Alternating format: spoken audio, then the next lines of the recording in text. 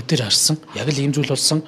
Энэ одоо хуйлдан ядаж тэр хүн одоо ингэж эвлүүлэгч гэдэг юм уу ичгүүгээр ингэж гүрийж ихэр уучлах хэрэгтэй. Уучлаарай.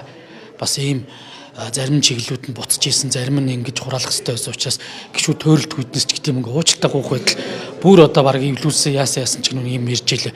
Энэ бол бусдын санал өгөхөд ирэхэд шууд нөлөөлж байгаа буюу энэ хууль зөрчиж байгаа үйлдэл.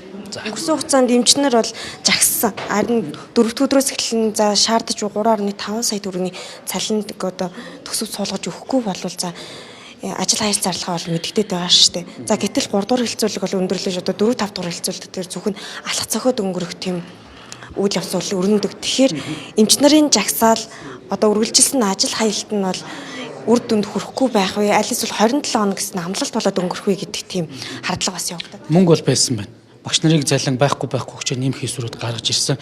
Гэтэл үүний цаана 111-ийн төслийг хэрэгжүүлэхээр буюу нийт төсөв төртгөн 635, эрхчил санхүү 179. За дээрээс нь бүсчилсэн хөгжлийг дэмжих нэрээр 224 тэрбум төгрөгийн их үүсвэр байгаа шүү. Эмч нартай хэлмээр байна.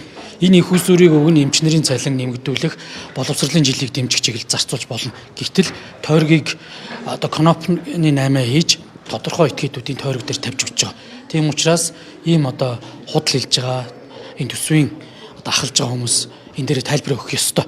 Өөрөөр хэлэх юм бол 179-224 өгдөг бол нийтдээ 410 тэрбум төгрөгийн их үүсвэр бол байна гэсэн үг. Тийм учраас мөнгө бол байгаа.